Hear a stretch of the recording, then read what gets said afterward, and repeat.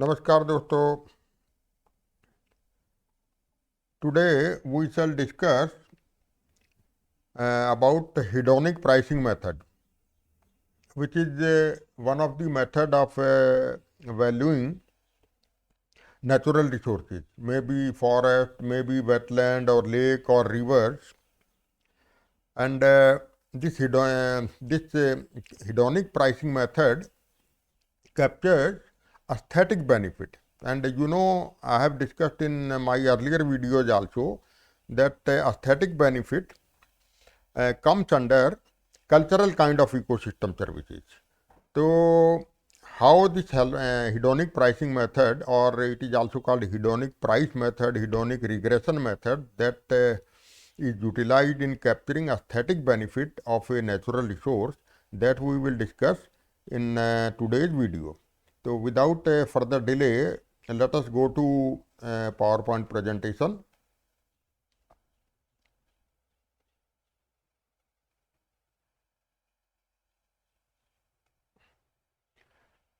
So today's topic will be understanding hedonic pricing method with a practical example. This is part 1. So in this part 1, I shall be discussing with theoretical aspect of hedonic pricing method. देखिए, whatever video YouTube videos are available on hedonic pricing method, they are mostly related to theoretical aspect of this hedonic pricing method. Rather, I shall be discussing one practical example also, how data is collected and how data is analyzed in this hedonic pricing method to arrive at aesthetic benefit of a particular natural resource. So, what is this word hedonic? Hedonic word has been derived from hedonikos. Hedonikos is a Greek word that means pleasure. Pleasure means a sense of being feeling happy, or a sense of being feeling satisfied. So this is a simple meaning of pleasure in economics. And this hedonic price method estimates economic values for ecosystem services. And which kind of ecosystem services? One of the cultural kind of ecosystem services, that is aesthetic benefit of a particular natural resource that directly affect market price of some other goods. और other goods हमारे case में होंगे housing, मकान, flats. तो this method is most commonly apply to variation in housing prices. यानी कि because of the proximity to a certain natural resource, how the housing prices vary, and whether these housing prices vary significantly or not, that is captured through hedonic pricing method. So in this equation which you are seeing, P is nothing but market price of a house. एक family अगर कोई house खरीदना चाहती है या flat खरीदना चाहती है, तो family page a housing market price, and that market price consists of two components, market component और non market component. Market components में आ जाते हैं X1, X2, X3, X4, Xn.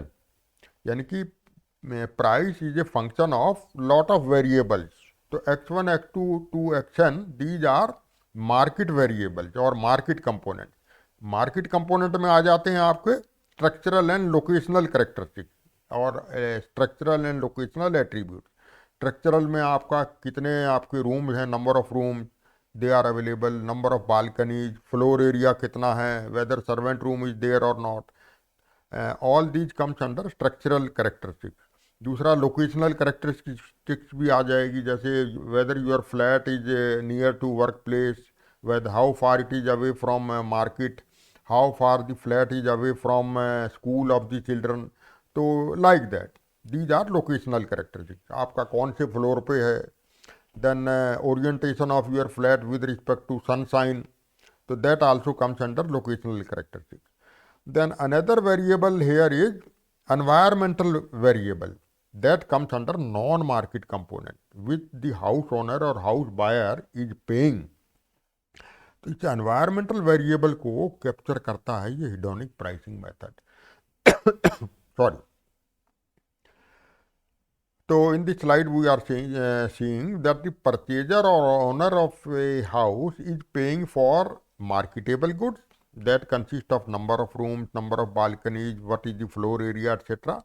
Plus non-marketable goods also, like surroundings or proximity to a lake or to a river or to a hill view, then sea view or proximity to a well-maintained urban parks, gardens.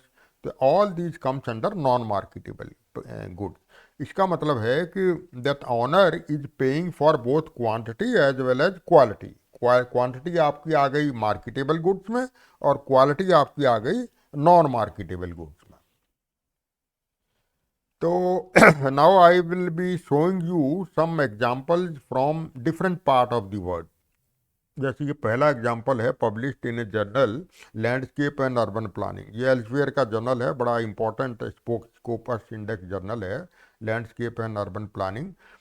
इसमें एक ये 3000 house transactions का data लिया गया. 3000 house का जो बिक्री का सेल डाटा है that was collected by the researcher लुटिक using, and after collecting the sale data, the hedonic pricing method was used by the researchers in 8 towns of Netherlands और हॉलैंड. और उसकी फाइंडिंग क्या थी कि अट्रैक्टिव लैंडस्केप टाइप का मतलब है trees with water bodies. they enjoyed 5 to 12% more premium over less attractive environmental setting. यानी कि 5% मिनिमम और 12% मैक्सिमम प्रीमियम उसने इंजॉय किया अट्रैक्टिव लैंडस्केप ने. ये हॉलैंड की फाइंडिंग्स है 8 शहरों की. Another example is from USA कि lakefront properties near lake Almanor in California USA attracted more premium than non lakefront properties. ये आपका जर्नल है वाटर रिसोर्सेज रिसर्च, यूएसए का ही जर्नल है, वो उसकी ये फाइंडिंग्स है, वहाँ पे ये पब्लिश है. तीसरा एग्जांपल है एक जियो फॉरम जर्नल है, एल्सवेयर का ही है, स्कोपस इंडेक्स है, वेरी इंपॉर्टेंट जर्नल. ये चाइना से है कि hedonic pricing method was used to establish that proximity to lake के किनारे अगर लोग रहते हैं आपके आसपास तो that raised housing prices by more than 13% in Haizhu district of Guangzhou China. ये 2007 की फाइंडिंग्स है. अगली फाइंडिंग ये हमारे इंडिया से है, मुंबई से. Flats near water body in Navi Mumbai fetch ₹558 पर square feet more value. Navi Mumbai में काफ़ी वाटर बॉडीज हैं, लेक्स वगैरह काफ़ी हैं, तो people showed more willingness to pay while setting down while buying a flat near in Navi Mumbai near water body. Similarly, proximity to greenery or urban parks fetched more price in central Mumbai. Central Mumbai में water body कम है तो वहाँ ज़्यादा value जो parks वगैरह के पास garden थे, flat थे, दे फेक्ट मोर प्राइस. तो ये गुप्ता एंड मैथिली की 2010 की फाइंडिंग है, published in journal international journal of ecological economics and statistics. ये स्टडी जो मैं आप दिखा रहा हूँ that relate to Chandigarh India, Chandigarh city which is a union territory, all of you know, capital of Haryana and Punjab. This study was conducted by me in 2012 and 13, 12-13 की है. And the main finding was the proximity to Sukna Lake of Chandigarh city and Leisure Valley chain of green spaces raised housing prices by about 10% and 2% respectively. यानी कि सुकना lake के पास जो property थी, ये चंडीगढ़ में flat culture नहीं है, almost absent है, तो वहाँ प्लॉट कंसीडर किए गए थे, रेजिडेंशियल प्लॉट्स. तो वहाँ होता है पर स्क्वायर यार्ड में जो सेल होती है प्लॉट्स की, रुपीज़ पर स्क्वायर यार्ड. तो उनका जो रेट है 10% ज़्यादा था for all the plots located in the vicinity of Sukhna lake. और जो leisure valley chain of green spaces है, जिसमें लेजर वैली में बहुत सारे पार्क्स एंड गार्डन आ जाते हैं, कम से कम 8-10 पार्क्स एंड गार्डन हैं विच run through out the width of the Chandigarh city. तो उसमें भी आसपास की प्रॉपर्टी में 2% का जो है हाउसिंग प्राइसेस में फ़र्क पाया गया. in comparison to houses which were located far away from the Ledger Valley chain of green spaces. Similarly, air quality showed significant improvement near green spaces. ये भी एक फाइंडिंग यहाँ पे भी थी और अदर डेवलप कंट्री की भी ये फाइंडिंग्स है कि ग्रीन स्पेसिस के आसपास जो एयर क्वालिटी है वो इम्प्रूव हो जाता है. Why? Because such green spaces they are responsible for capturing suspended particulate matter, जो specially respirable suspended particulate matter, RSPM होते हैं जी, छोटे छोटे कण which are less than 2.5 micron, तो they are called आरएसपीएम.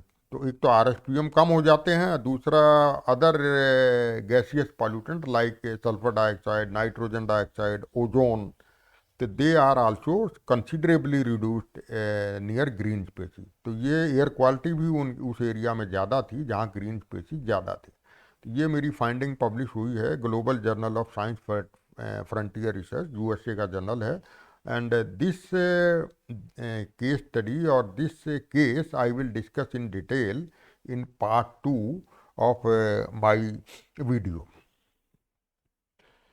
So, Honorable Supreme Court of India has also mentioned that the intangible benefits or ecological services of the forests have to be calculated and they have to be taken into account while considering diversion of forest land for non-forestry purpose. ये बड़ा important judgement था TN. Godavarman versus others. तो इसमें बहुत सारे decision supreme court ने दिए थे. तो एक डिसीजन ये भी था कि इंटेंजिबल बेनिफिट्स और indirect benefit they must be calculated and they are called net present value in terms of forestry terminology.